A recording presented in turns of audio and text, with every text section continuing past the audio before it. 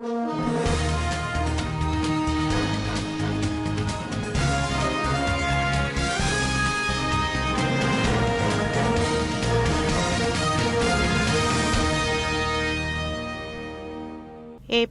to sanction Abe, Marafan others over court cases. NACON seeks establishment of Hajj Training Institute. Nigeria lawyers protest El-Rufai's inclusion as guest speaker in NBA conference. On business, federal government, state and local council shares 676.04 billion for July. And on the international scene, Nigeria demands immediate restoration of democratic order in Mali. Hello and welcome to Svtv News. I am Osajoy Unyoza. The All Progressives Congress Caretaker Extraordinary National Convention Planning Committee may soon sanction Senator Magnus Abe, Senator Kabir Marafa, former Minister of Communications Alhaji Adebayo Shitu, and others for failures to withdraw cases against the party and its members in court.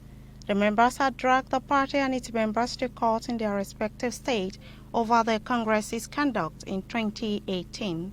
The court cases had affected the chances of APC in the 2019 general election as the party lost governorship and other elections in the state to opposition People's Democratic Party (PDP). But after the National Executive Committee meeting held on June 24th, the party resolved that all court cases against the party and its members should be withdrawn. NEC instructed the Caretaker Extraordinary National Convention Planning Committee, led by the Governor of Yobe State, Mai Mala Buni, to make sure that members comply with the directives. First to obey the directives were the former APC National Chairman, Comrade Adams Oshomole, who withdrew his case immediately at the Supreme Court instituted against the party for his suspension and sack as national chairman. Suspected kidnappers have again invaded a private residence of one Ibrahim Abubakar and abducted his three wives and one other occupant in the Reta village, Anka local government area of Zamfara state. Eyewitnesses said the abduction took place around 1 a.m. on Wednesday. The abductors, according to eyewitnesses, on arrival at the village, started shooting sporadically without any resistance from anybody. Solace-based report that this is coming barely 24 hours after another set of kidnappers invaded the private residence of Zamfara State former Commissioner for Local Government and Chieftaincy Affairs Alhaji Ibrahim Dankande Gamji in Bakura Local Government Council and abducted his two children and two Nigerian Security and Civil Defense Corps personnel. Effort to speak with the police spokesman Mohammed Shehu was not successful as his phone was not attended to. The Gombe State government said on Wednesday that 7 students of Government Girls Secondary School, Doma, has tested positive for COVID-19. On Monday, an unnamed student of Government Science Secondary School in the state wrote his first paper for the West African Senior School Certificate examination from the isolation center. However, the development brings the total number of students that has contracted the virus since reopening of schools in the state to 8. Speaking on Wednesday, Habu Dahiru, Commissioner for Education, said the government had conducted 1,100 tests on the final year students following their resumption. The National Hajj Commission of Nigeria, NACON, says it has begun moves to establish a Hajj Training Institute in Nigeria. The NACON chairman Alhaji Zikrullah Hassan announced this when he led a delegation of the Commission on an advisory visit to the National Board of Technical Education in Kaduna on Wednesday. Alhaji Hassan said their visit to NBTE was to seek their assistance to facilitate the establishment of the training institute. He said they wish to establish an institute where they intend to formalize the training for those involved in Hajj management and potential pilgrims. He said they have submitted the application and will follow the process until, by God's grace, they are able to establish the institute. As the 774,000 jobs continue to be a matter of controversy in the country, Minority Caucus of the House of Representatives has said that the 30 slot allocated to its members out of the 1,000 jobs for each local government area in the state is inadequate. Ministry of Labour had earlier stated that the number of slots have been given to governors, senators, and members of the House of Representatives. The beneficiaries will earn 20,000 naira monthly, and 52 billion naira has been voted for the program in the 2020 budget. However, in a statement by the caucus on Monday, August 17th, through the House Minority Leader Ndudi Elumelu, the members said the allocation is not a true representation of the people in their various constituencies, and that Buhari needs to review the recruitment process. Several Nigerian lawyers have registered their discontent over the decision of the leadership of the Nigerian Bar Association to include Governor Nasir El-Rufai as a guest speaker in the association's forthcoming annual general conference. Governor El-Rufai, the Kaduna State Governor, is one of the speakers at the conference, which holds August 26th to 29th. He is billed to speak in a session titled "Who is a Nigerian?", a debate on national identity.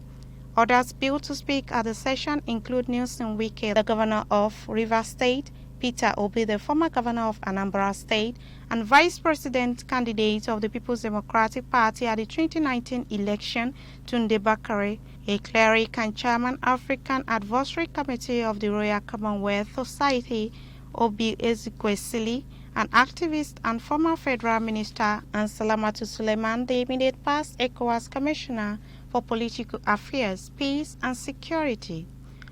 Other speakers at the conference include Vice President Yemi Osibanjo, Femi Bajabiamila, the Speaker of House of Representatives, and Tanko Mohammed, the Chief Justice of Nigeria, Olusegun Obasanjo, a former president, Ike Ekweremadu, former deputy Senate president, and Abubakar Malami, the Attorney General of the Federation.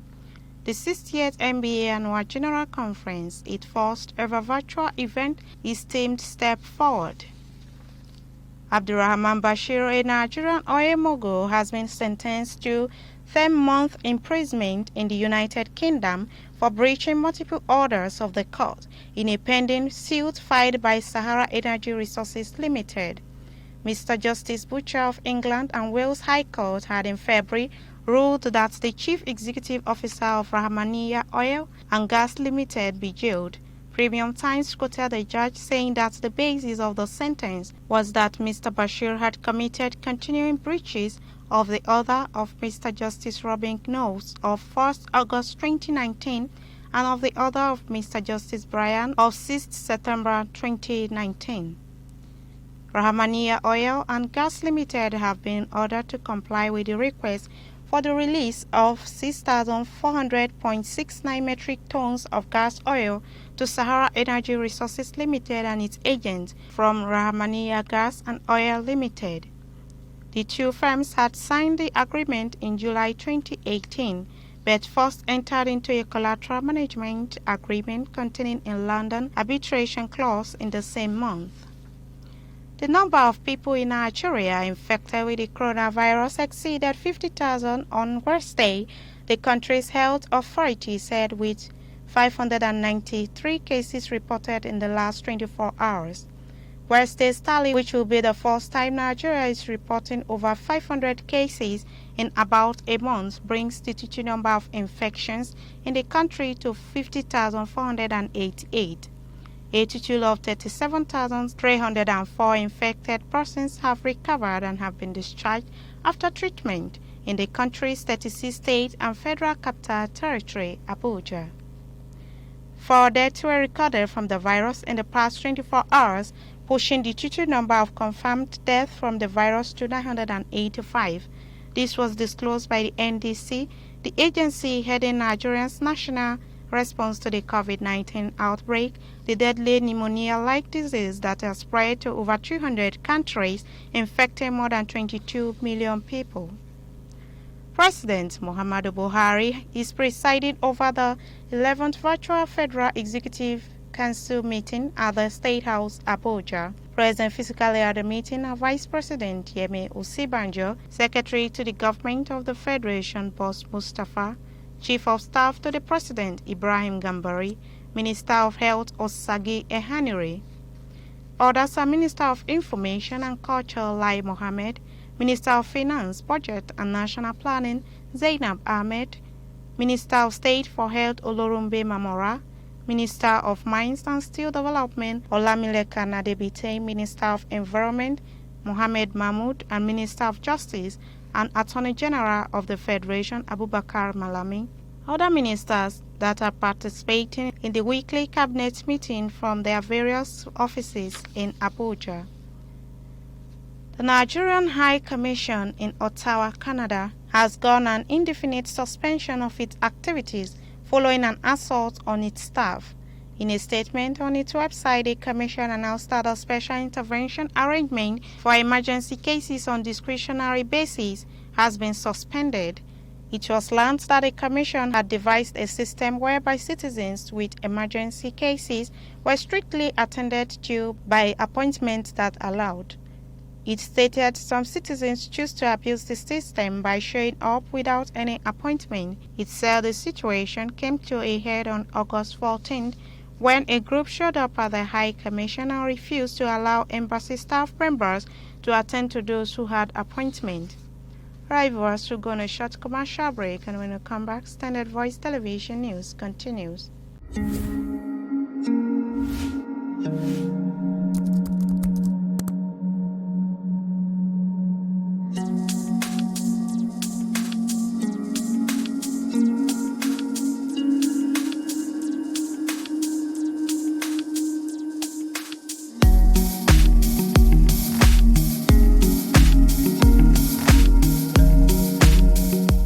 Welcome back. Let me quickly take you to our business desk for the business update.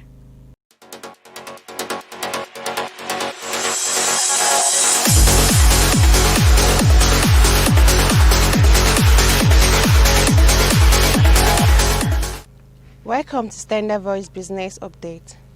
The Federation Account Allocation Committee had its virtual meeting chaired by the Permanent Secretary, Ministry of Finance, Budget and National Planning, Dr. Mohammed Issa Duse, shared to the three tiers of government a total sum of 676.407 billion naira as Federation allocation for the month of July 2020. From this amount, inclusive of VAT, the federal government received 273.189 billion naira. The state received 190.849 billion naira. Local government council got 142.761 billion naira, while the oil-producing states received 42.851 billion naira, as the variation and cost of collection, transfer and refund got 26.757 billion naira.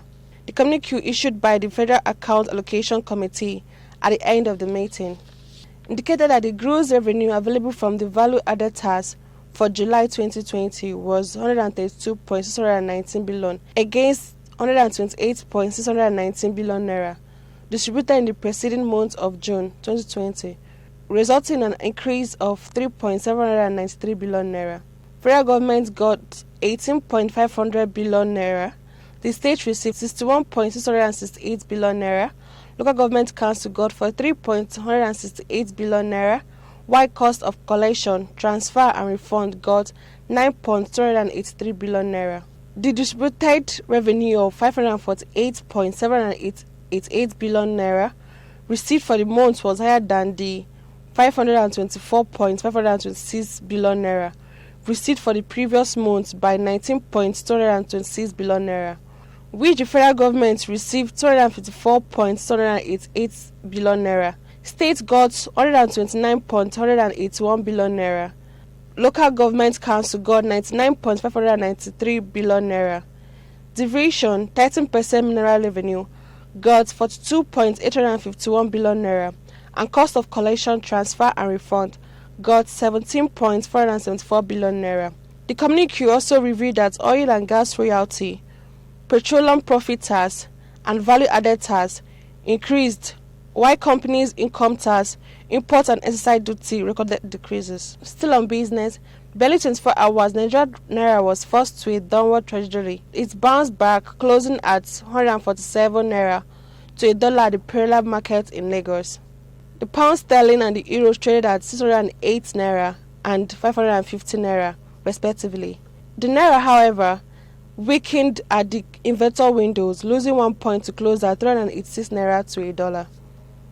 The volume of trade at the window shrunk by 1.3 million dollar when compared to Tuesday to close at $18.44 million. The Nigeria currency is changed at 381 naira to a dollar at the official CBN window.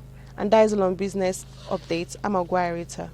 And on the international scene, the Nigerian government has called for the immediate and unconditional restoration of constitutional order in Mali following the coup that ousted President Ibrahim Boubacar Keïta. The Minister of Foreign Affairs Geoffrey Oyema made the call on behalf of the Nigerian government via his verified Twitter handle on Wednesday. Mr. Oyema said Nigeria also welcomed the urgent aviation of the ECOWAS standby force. The Nigerian government unequivocally condemns the coup d'etat that took place in Mali on Tuesday and demands the immediate and unconditional restoration of constitutional order. In a related development, the Economic Community of West African States, ECOWAS, has suspended one of its members with immediate effect. The African regional body said this in a statement that Mali is now restricted from membership of its decision-making bodies. The step, according to ECOWAS, is to stop the ongoing mutiny with the Malian armed forces, where the President Boubacar Keïta and the Prime Minister have been detained by the army. ECOWAS has noted with great concern the seizure of power by Malian. ECOWAS sources said the actions has a negative impact on peace and stability in Mali and the sub-region, which has been on for the past 2 months. Still on Mali, rebels troops seized Malian President Ibrahim Boubacar Keïta and Prime Minister Bobo in a dramatic escalation on Tuesday of a month-long crisis. Neighboring states in West Africa, along with France, the European Union and the African nation, condemned the sudden mutiny and warned against any unconstitutional change of power in the fragile country. The UN Security Council will hold emergency talks on the crisis, diplomats in New York said. A rebel leader who requested anonymity told AFP that the president and the prime minister are under their control after they were arrested at Keïta residence in the capital, Bamako. That has been the news from Standard Voice Television. To end the news, a quick look at the major headlines. APC to sanction Abe, Marafan and others over court cases. NACON seeks establishment of Hajj Training Institute. Nigeria lawyers protest El-Rufai's inclusion as guest speaker in NBA conference. On business, federal government, state and local councils share 676.04 billion for July. And on the international scene, Nigeria demands immediate restoration of democratic order in Mali. That's the news on behalf of the production crew and Head of News and Current Affairs Department, Alhaji Ibrahim Garobatunyo. I still remain Musa Joy Onyoza. Stay tuned.